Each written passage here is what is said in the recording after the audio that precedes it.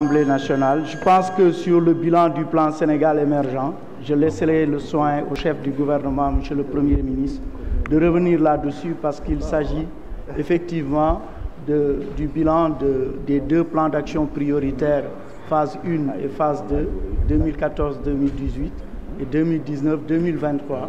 C'est la mise en œuvre de ces deux plans. En fait, le Premier ministre pourra largement revenir là-dessus. Moi, je dirais simplement que 80% des ressources budgétaires qui ont toujours été programmées dans le cadre du plan Sénégal émergent donc, ont été allouées aux secteurs clés de l'économie nationale, c'est-à-dire les 6 secteurs clés, infrastructures et services de transport, infrastructures et services énergétiques, agriculture, hydraulique, assainissement, éducation, formation et santé et protection sociale. Tous les indicateurs, il pourra revenir là-dessus. La croissance économique de 6% sur la période contre 3% avant, des déficits budgétaires maîtrisés et une inflation maîtrisée, excepté l'inflation importée qui vient un peu des crises sanitaires et des crises sécuritaires.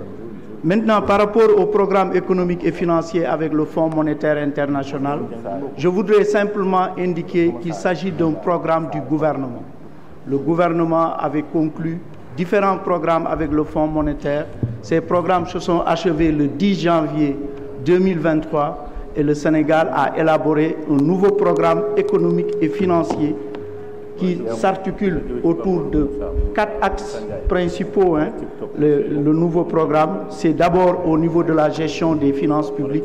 Je pense qu'il est beaucoup question d'amélioration des recettes donc collectées à travers la mise en œuvre de la stratégie de recettes à moyen terme et aussi de la rationalisation des dépenses de l'État, parce que le train de vie de l'État continue effectivement à baisser, passant de 12% de la richesse nationale en 2012 à 8% actuellement, et ça va se poursuivre.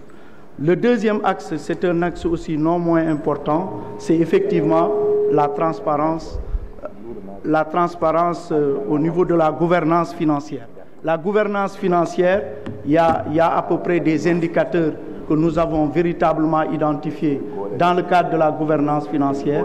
Il y a beaucoup de progrès qui ont été faits pour sortir du Sénégal de la liste grise du GAFI. Et ce sera fait éventuellement en octobre, puisque des avancées ont été véritablement notées.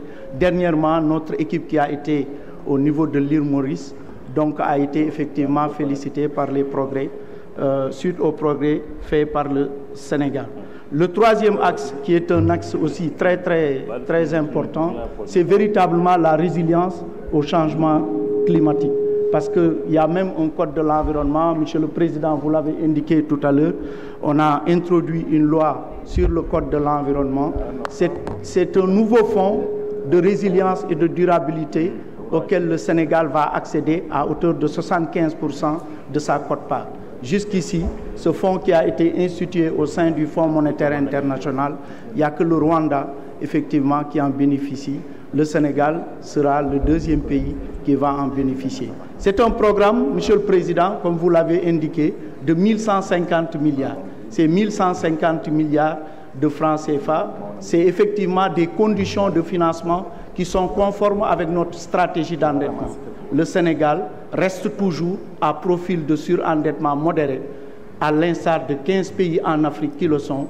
Dans la zone UEMOA, le Sénégal et effectivement la Côte d'Ivoire y figurent. Nous avons élaboré des indicateurs de performance, du point de vue des indicateurs structurels et des indicateurs conjoncturels. Vous l'avez dit, le déficit budgétaire doit être ramené à 4,9%, de 5,5% voté ici à l'Assemblée nationale, à 4,9%, mais il n'en demeure pas moins. Je pense que je reviendrai d'ailleurs là-dessus sur les subventions accordées dans le secteur de l'énergie. Les subventions vont se poursuivre. On avait prévu 450 milliards dans la loi de finances initiale, mais suite aux audits qui ont été faits et des factures qui sont venues certifiées au niveau du Fonds de soutien à l'énergie, il y a 105 milliards qui vont s'y rajouter, c'est 555 milliards. Donc si aujourd'hui un Sénégalais achète le litre de gasoil à 755 francs, sachez que 65 francs CFA, c'est une subvention de l'État. S'il achète 1 kWh, il y a 27 francs CFA de subvention sur le kilowattheure. Pour aussi le gaz de 6 kg, si un Sénégalais achète le gaz de 6 kg, il y a une subvention de 1121 francs CFA le kilo.